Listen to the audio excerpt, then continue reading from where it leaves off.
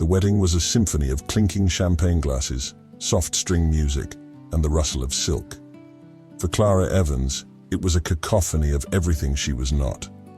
She felt like a common sparrow that had accidentally flown into a cage of exotic peacocks. The bride, her childhood friend, had insisted she come, but every other guest seemed to view her presence as a clerical error. Her simple, off-the-rack dress, the nicest thing she owned, felt like a costume of inadequacy under the weight of so many judgmental stares. She sat alone at a table near the back, a solitary island in a sea of glittering high society. Whispers drifted toward her like poison darts. "Did you see her dress? It looks like something my maid would wear on her day off. Completely alone. How dreadful." The humiliation was a slow burn, a rising heat in her cheeks. It reached its peak when a willowy socialite with diamonds dripping from her ears and a cruel smile glided over to her table.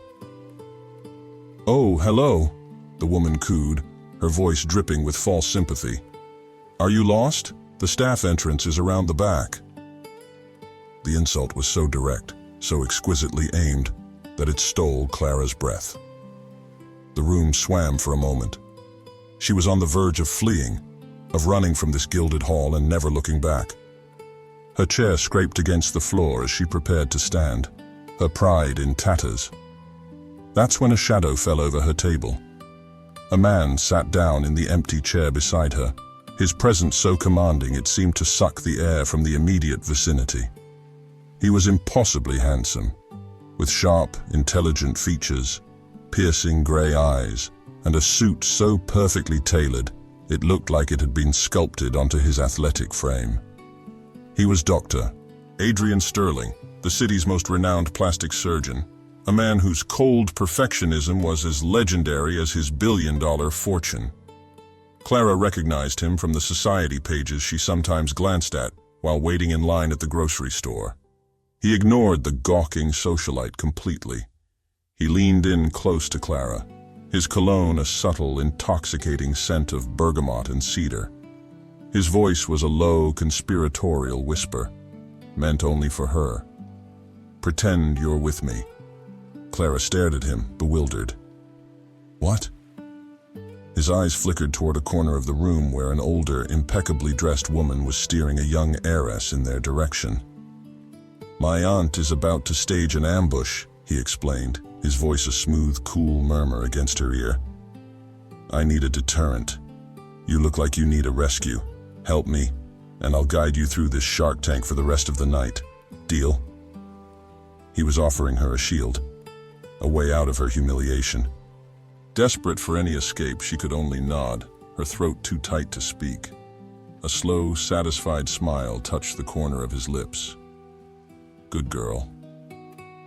With a deliberate, fluid motion, Adrian reached out and placed his hand on the small of her back. It wasn't a gentle touch. It was firm, possessive, a clear and undeniable claim. A jolt, hot and electric, shot through her at the contact. Across the room, conversations faltered. The whispers died. The socialite who had insulted her stared, her mouth agape, before scurrying away. Everyone was watching. Dr. Adrian Sterling had chosen his partner for the evening. The energy between them was instantaneous, a crackling, dangerous current. Clara's heart hammered against her ribs. She had no idea what she had just agreed to, but one thing was certain: the game had begun. If you're enjoying this story, don't forget to like this video and subscribe to the channel so you don't miss the next chapter. And let us know in the comments where you're watching from. 3 days after the wedding, the bell above the door of the Daily Grind, the modest cafe where Clara worked, chimed. The entire place seemed to fall silent. Dr. Adrian Sterling stood in the doorway, his immaculate Brioni suit and commanding presence as out of place as a panther in a petting zoo. The scent of old coffee and baked goods was instantly overpowered by the aura of wealth and power that clung to him. He wasn't here for a latte. His gray eyes scanned the room and landed on her, a predator spotting its prey. He walked directly to the small table she was wiping down, ignoring the stunned stares of the other patrons. "Miss Evans," he said, his voice a low rumble that was somehow perfectly audible over the hiss of the espresso machine. "We need to talk." He led her to a corner booth, the worn vinyl groaning under his weight. He didn't waste time with pleasantries. "I have a problem," he began, his tone crisp and clinical. "My family, and more importantly, the board of directors at my hospital, have become insistent that I settle down. They believe a stable personal life projects an image of reliability. It's archaic, but it's the world I operate in." He paused, his gaze intense. "I require a partner for social and corporate events for the next 6 months. Someone who is intelligent, presentable, and most importantly, unimpressed by my financial portfolio. Someone who can play a role convincingly." Clara stared at him, confused. "Why are you telling me this?" "Because you, Miss Evans, fit the criteria," he stated simply. "At the wedding, you were out of your depth, but you weren't starstruck. You were proud. And when I offered you a deal, you took it. You're a pragmatist." A cold dread began to creep up Clara's spine. "What do you want from me?"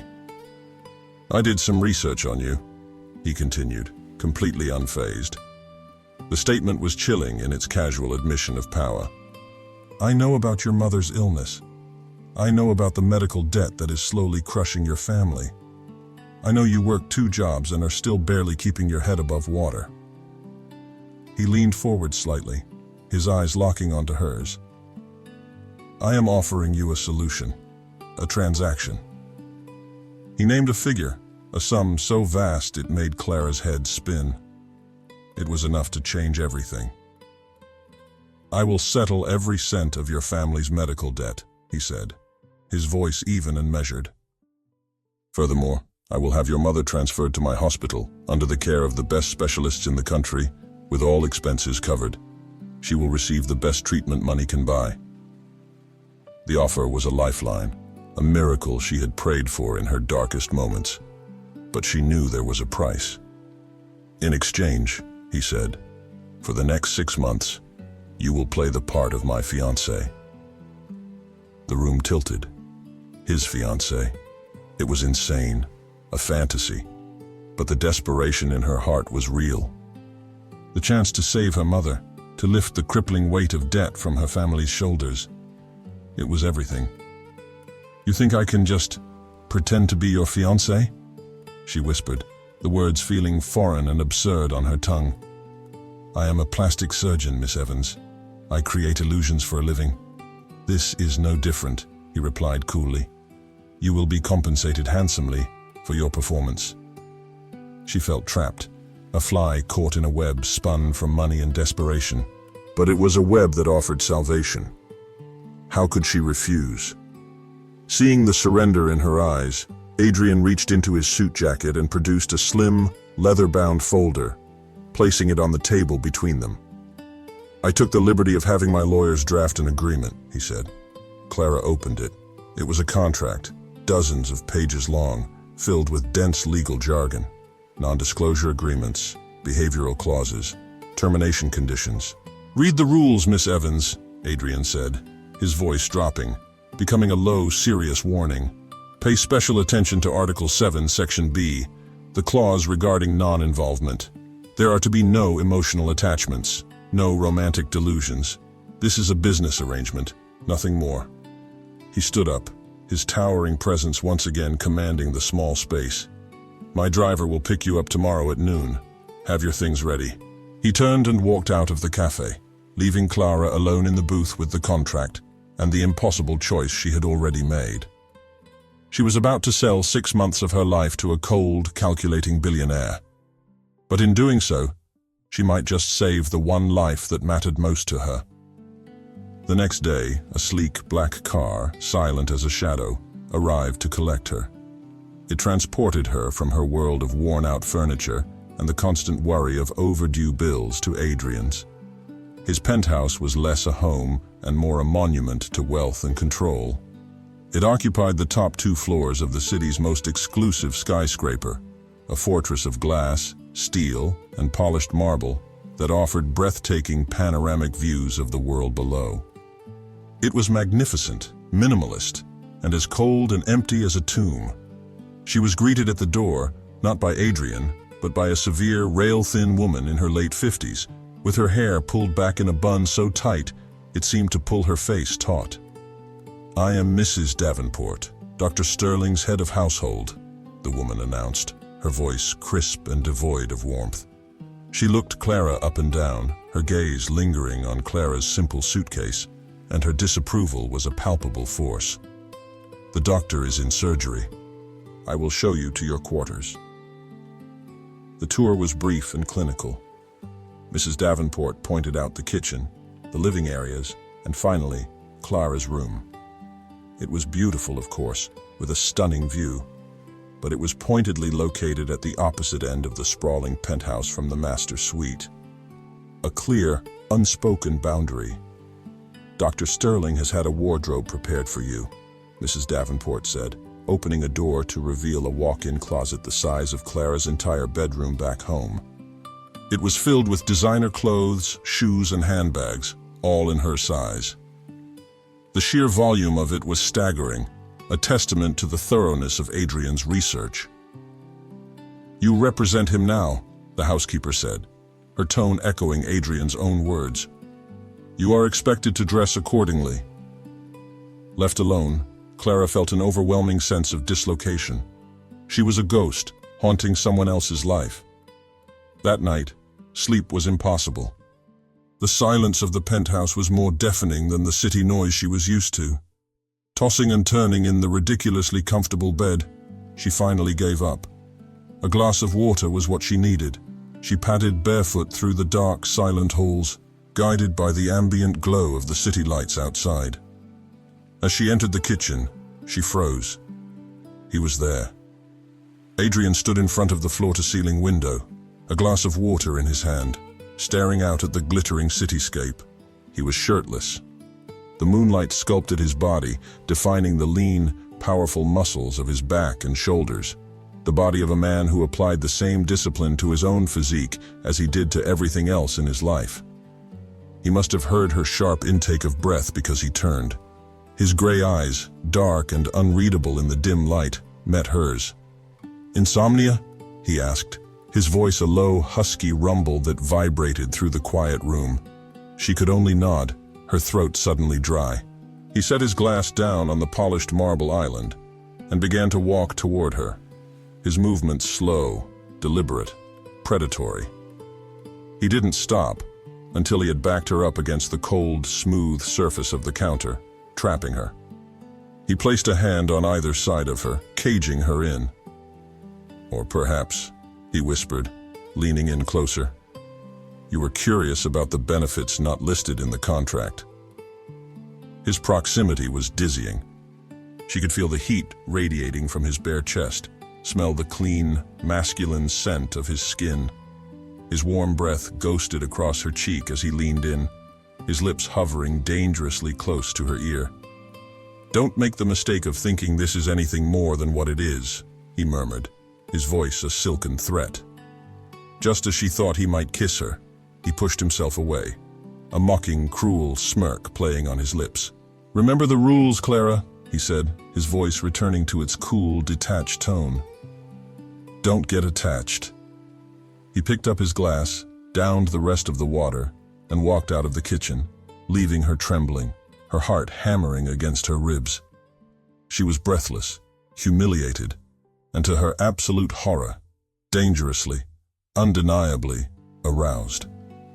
In that moment, she realized the greatest danger of this contract wasn't the prying eyes of high society or the risk of being discovered. It was the cold, calculating and devastatingly attractive man who had written the rules, and she was trapped in his fortress with him. Their first public test came a week later. It was the hospital's annual charity ball, the most important social event of the year for the city's medical and philanthropic elite. It was also, Adrian informed her with a casual coldness, the place where his ex-fiancée, Victoria Lancaster, would undoubtedly be in attendance. "Your job tonight is simple," he instructed her as they stood in his cavernous living room, preparing to leave. He adjusted his cufflinks, his eyes meeting hers in the reflection of a large mirror. You will convince everyone in that room, especially her, that you are the only woman I see." He then led her to the closet he had prepared for her. He bypassed the elegant blacks and sophisticated navies, his hand going directly to a specific gown. It was a show-stopping dress of scarlet silk that clung to every curve before flaring out at the floor. It was bold, provocative, and utterly breathtaking. "This one," he said, his voice leaving no room for argument. When she emerged from the dressing room wearing it, the air in the room changed. Adrian, who had been looking at his watch, went completely still. His eyes, cool and gray, slowly traveled from her face, down the column of her throat, over the lines of the dress, and back up again. The clinical detachment was gone, replaced by something darker, more primal. A flicker of raw, possessive desire. He walked toward her, his movements fluid and silent. He stopped directly in front of her, so close she could feel the heat of his body. He reached out, his fingers brushing her bare shoulder as he adjusted a strap that didn't need adjusting. His touch was like a brand, a spark that sent a shiver down her spine. "Perfect," he whispered, his voice a low, husky growl. "I want everyone to see what's mine tonight." The words were a calculated part of their act, yet they landed with the weight of a possessive truth, blurring the line between performance and reality before the night had even begun. At the ball, Clara felt like she was on a movie set. With Adrian at her side, his hand firmly on her back, the disdainful whispers were replaced by looks of envy and curiosity. He guided her through the crowd, a king showing off his new queen. The inevitable confrontation happened near the champagne fountain. Adrian was pulled into a conversation with the hospital chairman, leaving Clara alone for a moment. A woman with honey blonde hair and a smile as sharp as broken glass glided up to her. Victoria Lancaster. "Enjoying the view from the top?" Victoria asked, her voice sweet as saccharine. "It's a long way to fall. You should enjoy it while it lasts." Clara stiffened. "I'm sorry, have we met?" "Oh, we don't need to have met," Victoria said with a venomous little laugh. "I know his type. He loves a project, a shiny new toy. But Adrian gets bored very, very quickly. I should know." Before Clara could formulate a response, an arm wrapped around her waist, pulling her back against a hard, familiar chest. "Victoria," Adrian's voice was a blade of ice. "I don't believe you've been properly introduced to my fiancé." He didn't wait for Victoria's reply. He turned his head and pressed a kiss to Clara's temple, a deliberate, lingering gesture of ownership.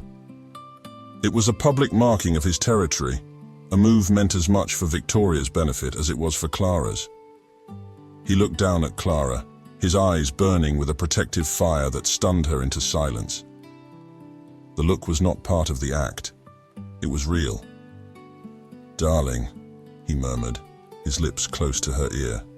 "Shall we dance?" He led her to the dance floor, leaving Victoria standing alone, her perfect smile frozen on her face. As he pulled Clara into his arms, she was acutely aware of the strength in his hands, the intensity of his gaze, and the shocking, undeniable truth that his feigned protection had felt more real than anything she had experienced all night. The following week, Adrian took her to a high-stakes art auction. It was another battlefield in his world, where power was displayed not through words, but through the casual raising of a numbered paddle. Clara, a former art history student, felt a pang of longing as she looked at the magnificent works on display. It was a life she had dreamed of, now being shown to her as part of a fantasy she was being paid to perform. She found herself captivated by a particular painting, a moody, atmospheric landscape by an emerging artist. She mentioned her admiration for it in a quiet whisper to Adrian. He simply nodded, his expression unreadable. When the painting came up for auction, the bidding was spirited. It quickly escalated between two parties. One was Adrian. The other was a man a few rows ahead of them, a notoriously ruthless real estate developer named Marcus Thorne. He was older, with a lecherous glint in his eye, and a reputation for crushing his competitors. The price climbed higher and higher. Just as Adrian was about to place a final winning bid, he paused. He glanced at Clara, then back at Thorne, and with a subtle, almost imperceptible shake of his head, he withdrew. The gavel came down. The painting was sold to Marcus Thorne. Clara was confused and a little disappointed. Later, during a lull in the auction, Thorne approached them, a smug smile on his face. "Dr. Sterling," he said, nodding at Adrian before his eyes landed on Clara, lingering for a moment too long. "A pleasure to see you." He then turned his full, unwelcome attention to Clara. "I couldn't help but notice your admiration for my new acquisition, a woman with exquisite taste." His gaze roamed over her body in a way that made her skin crawl. "Perhaps we could discuss art sometime, in a more private setting." The air grew cold. Adrian, who had been the picture of calm indifference, went rigid. He didn't say a word to Thorne. He didn't even look at him. Instead, he turned to Clara. He placed a hand on the nape of her neck, his fingers tangling in the soft hairs there, and pulled her toward him. And then he kissed her. It wasn't a gentle, romantic kiss. It wasn't the chaste public peck he had given her at the ball. This was a raw, hungry, and deeply possessive kiss. It was a brand, a claim, a silent, furious declaration made in front of a room full of the city's most powerful people. It was a kiss that said, without a single word, "She is mine." The crowded room seemed to fall silent. Clara's mind went blank, all thought obliterated by the shocking, overwhelming sensation of his lips on hers. Her hands came up to clutch at his suit jacket, her body melting against his. When he finally pulled away, his breath was ragged, his eyes burning into hers with a fire that had nothing to do with their contract.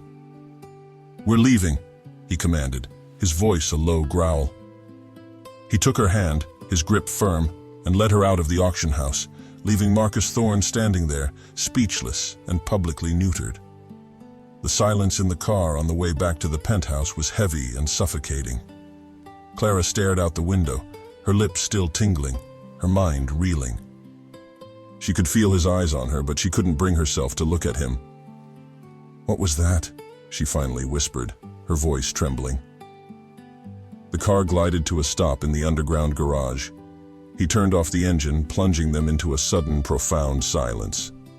"No one," he said, his voice a low, dangerous blade in the dark, "disrespects what is mine." The words should have terrified her. They were possessive, controlling, the words of a man who saw her as a possession. But to her horror, buried deep beneath the fear, a treacherous, thrilling warmth spread through her veins. He had defended her.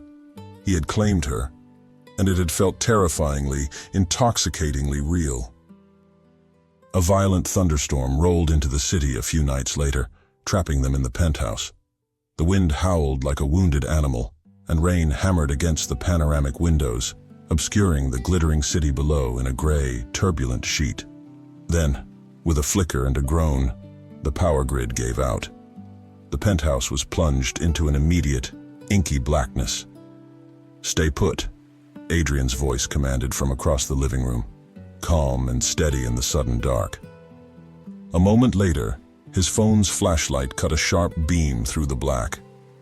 He moved with an unhurried grace, lighting thick, scented candles he retrieved from a cabinet, placing them around the room. The space was soon filled with a warm, flickering glow, the shadows dancing on the walls like ancient ghosts. The storm had severed their connection to the outside world, isolating them completely. The cold, cavernous penthouse suddenly felt small, intimate. The carefully constructed boundaries of their arrangement seemed to dissolve in the candlelight.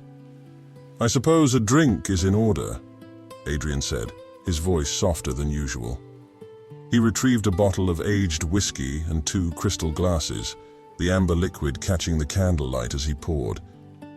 He handed a glass to her, their fingers brushing for a fraction of a second too long. They sat in silence for a while, the only sounds the roar of the storm outside and the soft crackle of the candle wicks. The whiskey was smooth and warm, a welcome heat that spread through Clara's chest, loosening the knot of anxiety that was perpetually tied there. "You're not afraid of storms," he observed.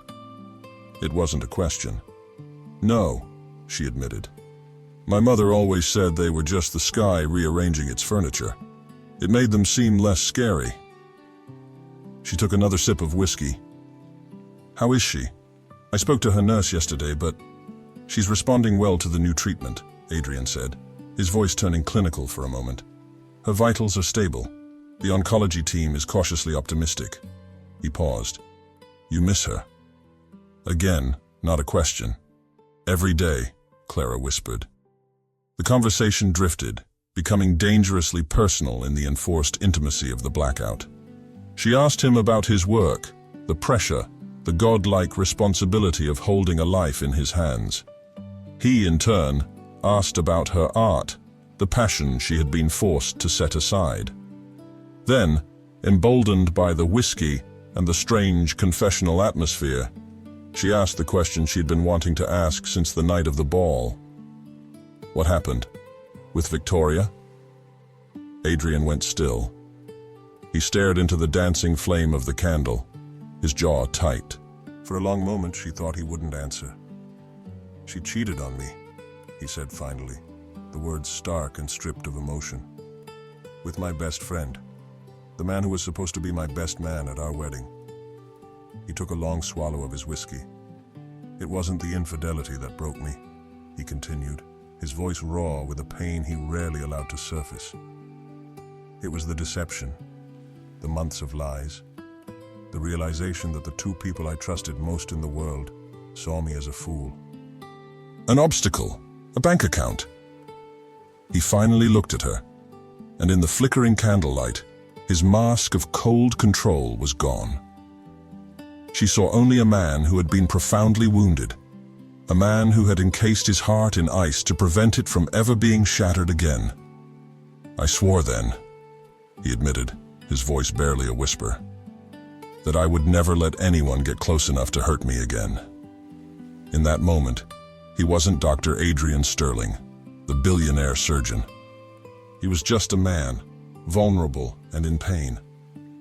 Instinctively, without thinking, Clara reached out and placed her hand over his where it rested on the table. The contact was like a lightning strike. His head snapped up, his eyes locking onto hers. He stared down at her small hand covering his, a look of shock on his face. The air grew thick, charged with a sudden, overwhelming electricity. He turned his hand over, his fingers lacing with hers. Slowly, deliberately, he leaned in. There were no games this time, no mockery in his eyes. Only a raw, unguarded need that mirrored her own. The kiss was inevitable, a foregone conclusion written in the tension that had been building between them for weeks. His lips were inches from hers, his breath warm on her skin.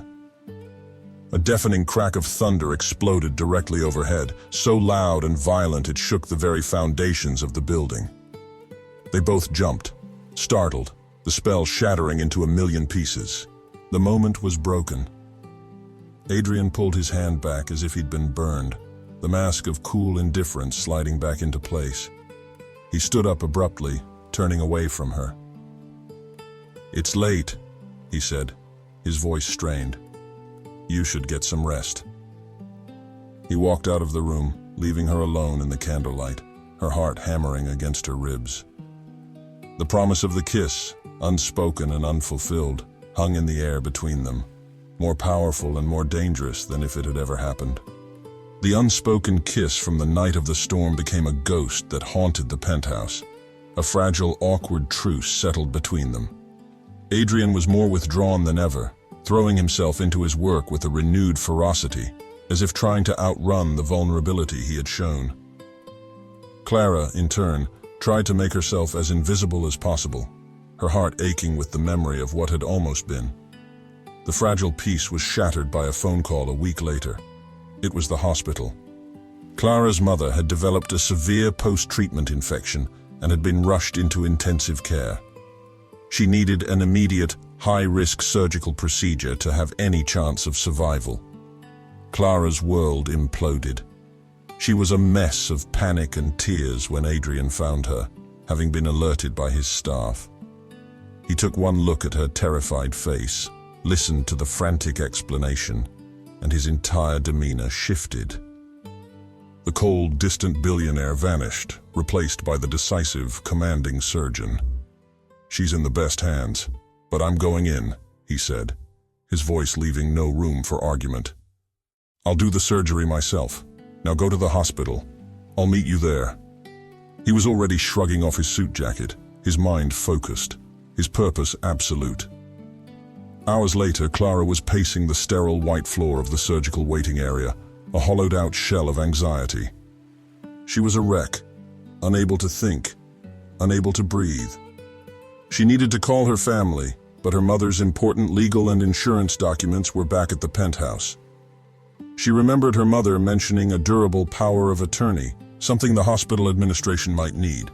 She called Adrian's personal line, a number he had given her for emergencies, expecting to get his voicemail. He answered on the first ring, his voice calm and steady from the other side of the operating room doors. "Clara, what is it?" "I'm so sorry to bother you," she sobbed, "but I need documents. For my mom. They're at the penthouse. I don't know what to do." "My office," he said without hesitation. "In the wall behind the abstract painting, there's a safe. The code is 1805, the year of the Battle of Trafalgar." A strangely personal detail. "The documents you need for the hospital are in a blue folder. Just take that folder. Do not touch anything else." The line went dead.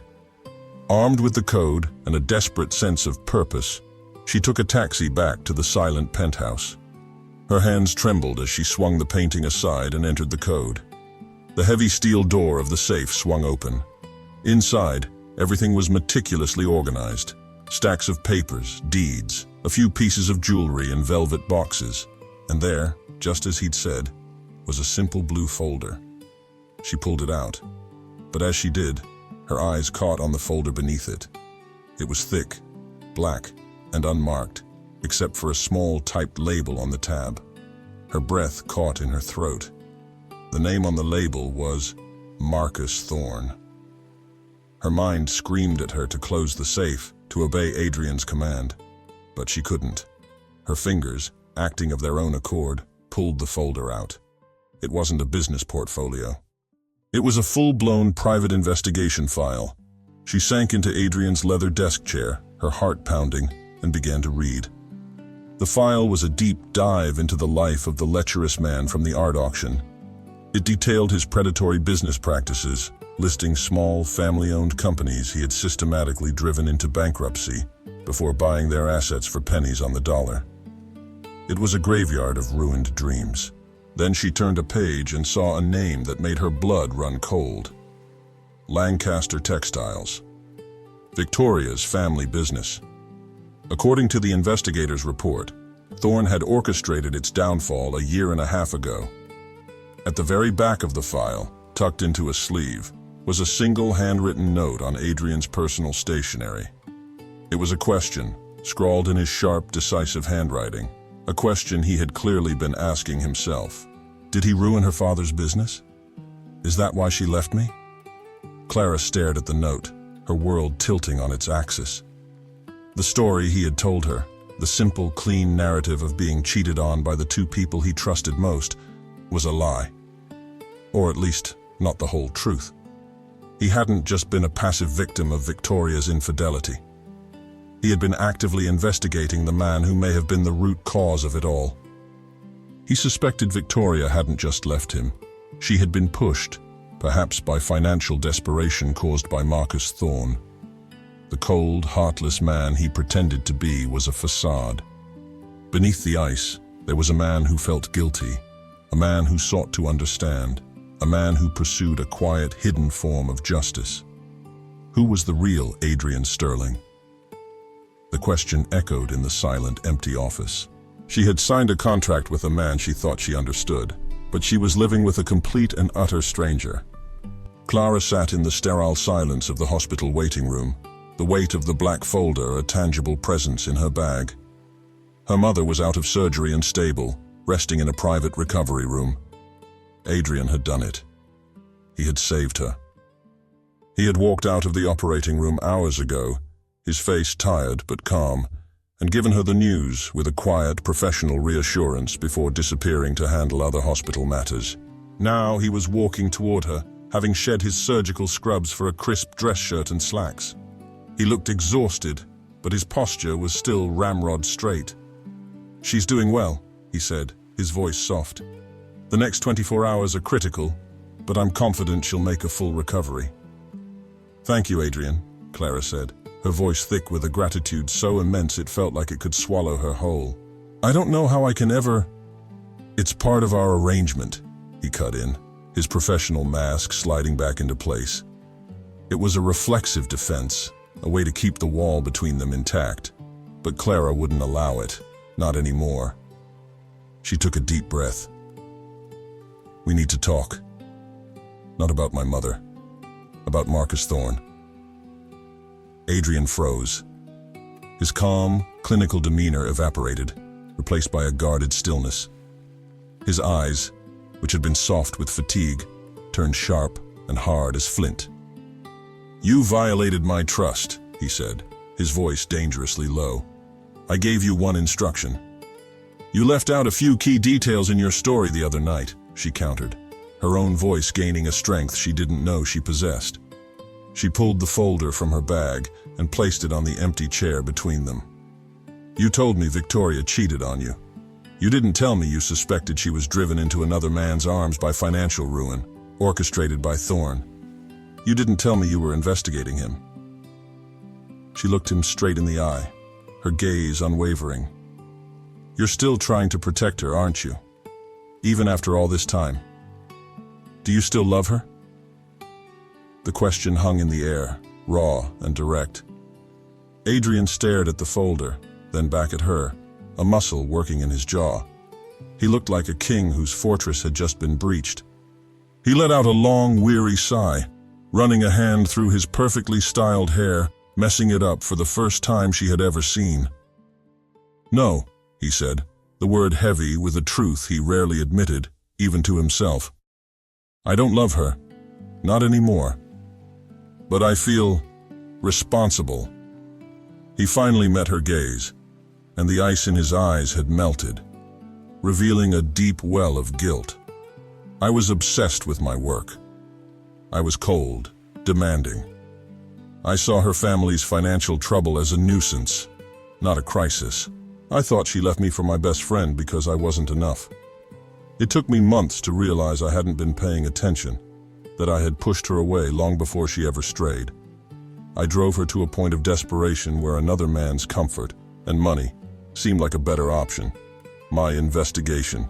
It started as a way to confirm my own failures." Clara listened, her heart aching for him.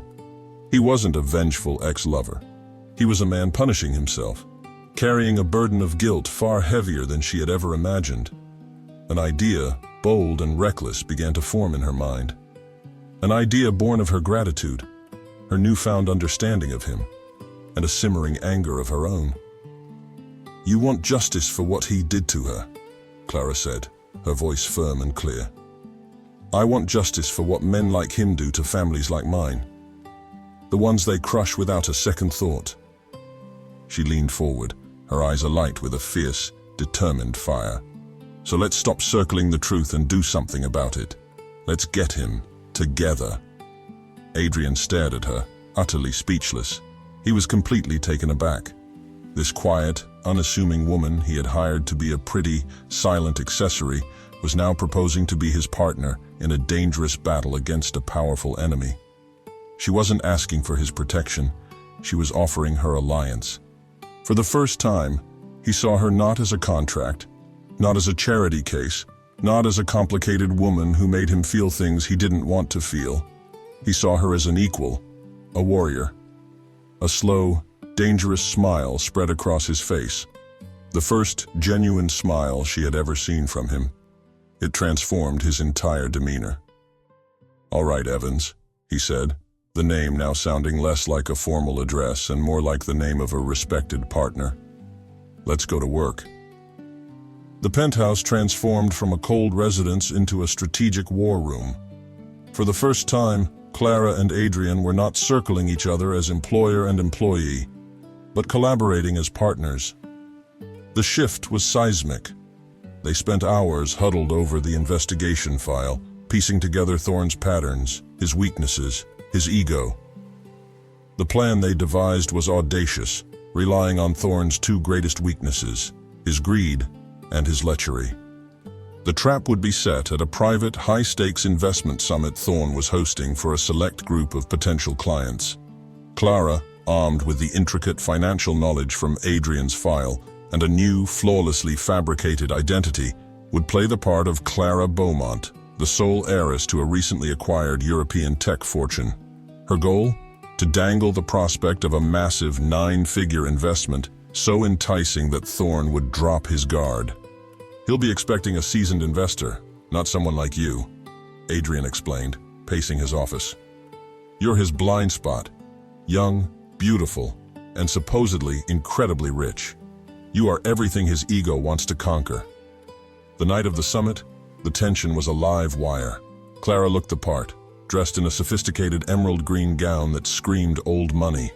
But beneath the designer fabric, her heart was hammering. Adrian wouldn't be by her side. He would be watching from a remote surveillance van parked down the street, communicating with her through a nearly invisible earpiece. "You'll be fine," he said, his voice a low murmur as he fitted the earpiece for her. His fingers brushed against her skin, a brief, warm touch that sent a shiver through her. "You're a natural. Just remember the mission." The mission. It felt a world away as she stepped into the lavish hotel ballroom, alone. But as she saw Marcus Thorne holding court, a smug predator in his element, her resolve hardened. She took a deep breath and transformed into Clara Beaumont. She played her role perfectly. She was aloof, intelligent, slightly bored by the display of wealth around her. She let Thorne come to her. When he did, she engaged him in a sharp, knowledgeable conversation about market trends and investment yields, dropping just enough information from Adrian's file to establish her credibility. Thorne was hooked. "You have a brilliant mind, Ms. Beaumont," he purred, his eyes lingering on her. "I'm more interested in brilliant returns, Mr. Thorne," she replied coolly. Through the earpiece, Adrian's voice was a steady, reassuring presence. "Good. He's taking the bait. Keep him focused on the numbers." The game was working. Thorne, convinced he was on the verge of landing the biggest investment of his career, grew bolder. "A deal of this magnitude requires a more private discussion. My private suite is just upstairs. We can go over the final details there." A cold knot of fear tightened in Clara's stomach. This was the most dangerous part of the plan. "Clara, it's your call." Adrian's voice came through the earpiece, tight with concern. "You don't have to go." "I'm fine," she whispered under her breath, before giving Thorne a dazzling smile. "Lead the way, Mr. Thorne." The suite was opulent and suffocating. As Thorne poured them both a drink, his demeanor shifted. The professional charm fell away, revealing the lecher beneath. "You know," he said, moving closer to her on the sofa, "you remind me of someone, a little waitress, fiery, proud. I wonder whatever happened to her." Clara's blood ran cold. He was playing with her. Did he know? He reached out, his hand closing around her wrist. "You have the same eyes," he said, his voice a low growl, his grip tightening. "Tell me, Miss Beaumont, what's a lovely girl like you really doing here?" He knew. The ruse was up. "Clara, get out of there now!" Adrian's voice was a roar in her ear, filled with raw panic. "Say the safe word, get out!" But before she could speak, Thorne's other hand clamped down on her arm. "I don't think you're going anywhere." The heavy suite door clicked shut, the sound of the lock engaging echoing like a death knell. She was trapped, alone, and the voice in her ear had gone silent. The moment the door clicked shut, the calm, strategic Dr. Sterling in the surveillance van vanished, and a primal, furious man took his place. He ripped the headset off, his face a mask of cold rage. He was out of the van and sprinting toward the hotel entrance before his security team could even react. He didn't wait for an elevator, taking the stairs to the penthouse suite two at a time, his mind a roaring tempest of fear and fury. Inside the suite, Thorne's smug smile widened. "Now where were we?" he said, his grip on Clara's arm like a vice. Clara's fear was a cold, hard knot in her stomach, but it was quickly being consumed by a white-hot anger. She was no longer the timid girl from the wedding. She met his gaze, her chin held high. "Let go of me," she said, her voice dangerously steady. "I don't think so," Thorne sneered. "You and your doctor friend have caused me a great deal of trouble." Suddenly, the suite door burst open, splintering off its hinges as if it had been hit by a battering ram. Adrian stood there, his chest heaving, his eyes burning with a terrifying, murderous light. He was no longer the calm surgeon. He was a predator whose mate was being threatened, and his entire being radiated lethal intent. He didn't rush or shout. He walked into the room, his movements eerily calm, which was far more frightening than any outburst would have been. "Thorne," Adrian said, his voice a low, deadly growl. "You have 5 seconds to take your hands off her." Thorne, seeing the look in Adrian's eyes, instinctively released Clara.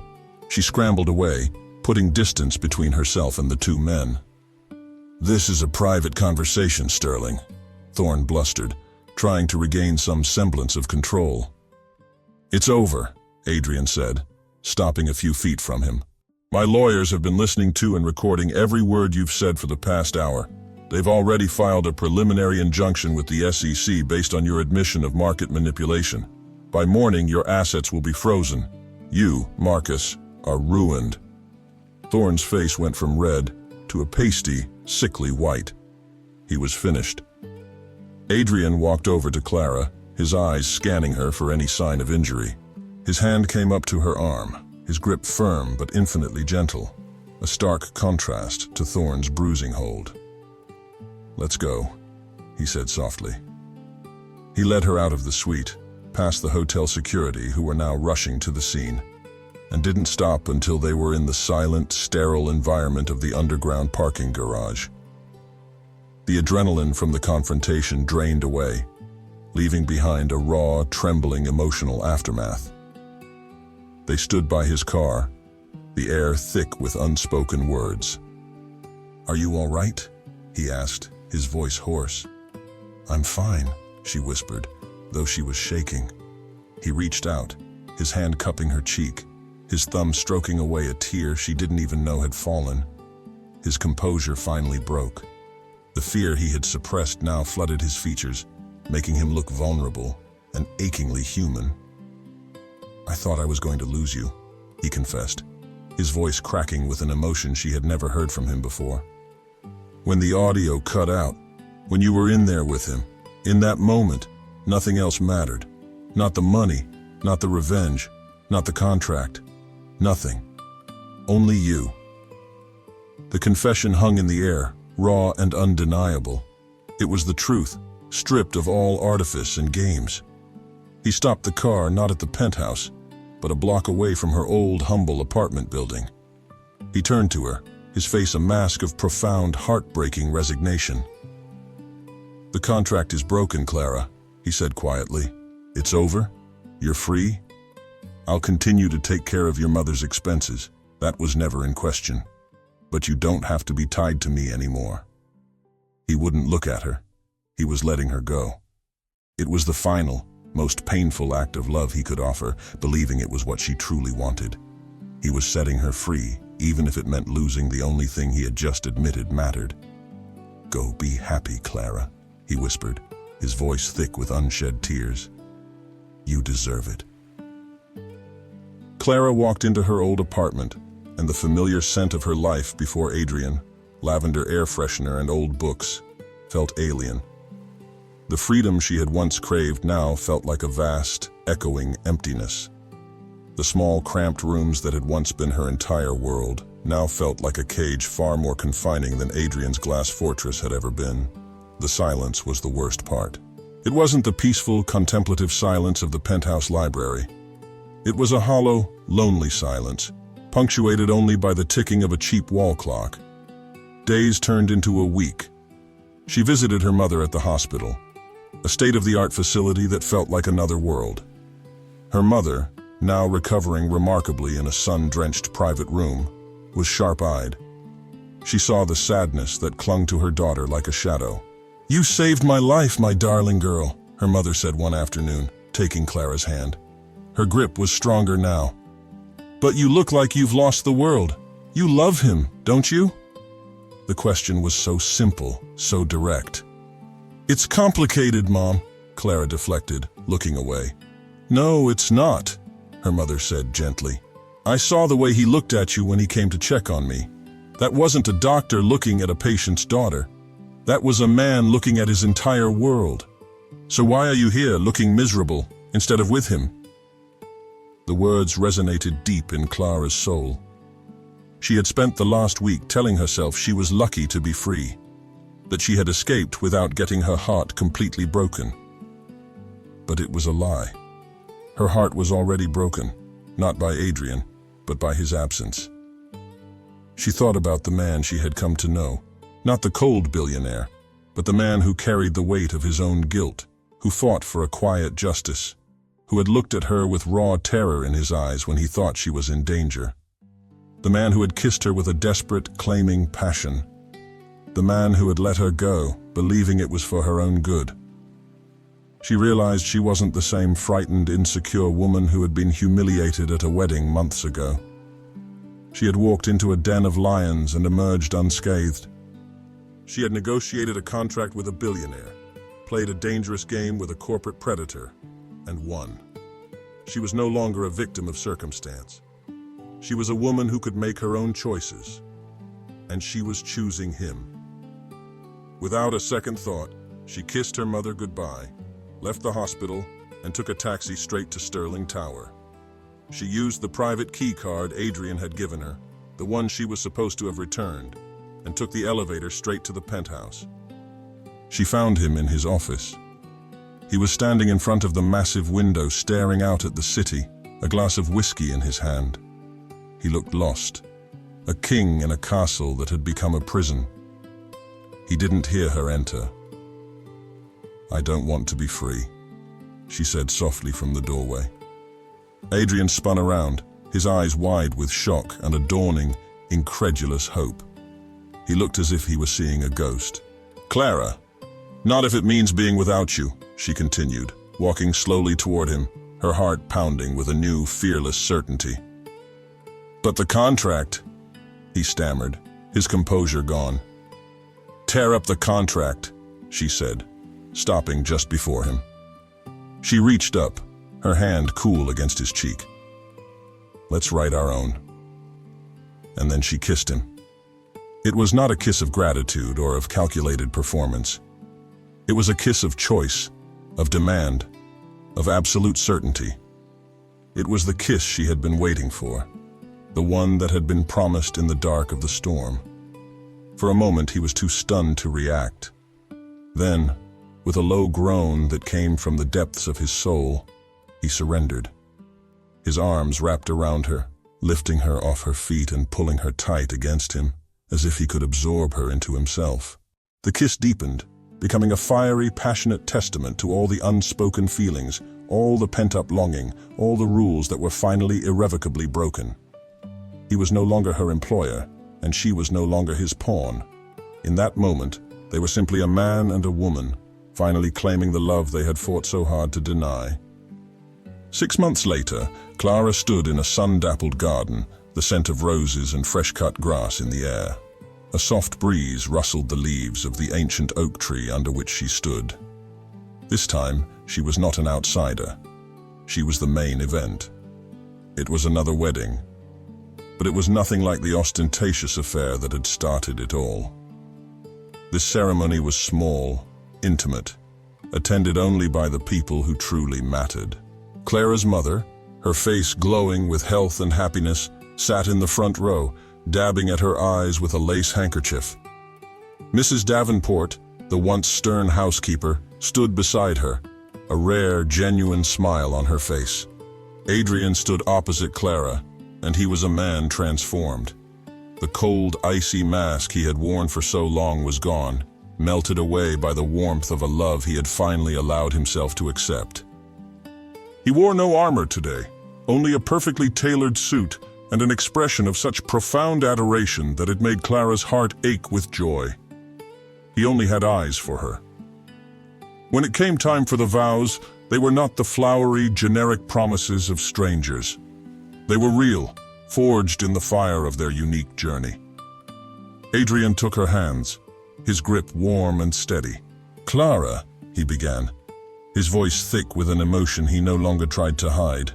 "I found you when I was lost in a fortress of my own making. I offered you a contract to save myself, a business deal born of cynicism and pride. But in your strength, your grace, and your incredible heart, it was you who saved me. You broke down my walls and taught me that the greatest risk isn't getting hurt, but living a life without letting anyone in. My vow to you is not a clause in a contract. It's a promise for all my days to be worthy of the man you see in me." Tears streamed freely down Clara's face as she began her own vows. "You came into my life like a storm," she said, her voice trembling but clear. "You offered me a deal to save my family, but you ended up giving me a family. You showed me a world I never thought I belonged in. And then you showed me that the only place I truly belong is by your side. I promise to always see the man behind the mask, to challenge you, to love you, and to build a life with you that is anything but pretend." Later, as the sun began to set, casting a golden glow over the garden, they danced their first dance as husband and wife. It was a slow, easy dance, their bodies moving together in perfect sync. There were no prying eyes to perform for, no hidden motives, no games left to play. Adrian pulled her closer, his lips brushing against her ear. He whispered the 4 words that had started it all, but now they were imbued with a new, eternal meaning. "You're with me," he murmured. Clara leaned her head against his chest, her heart full to bursting. She smiled, a radiant, joyful smile that was all her own. "Always," she whispered back.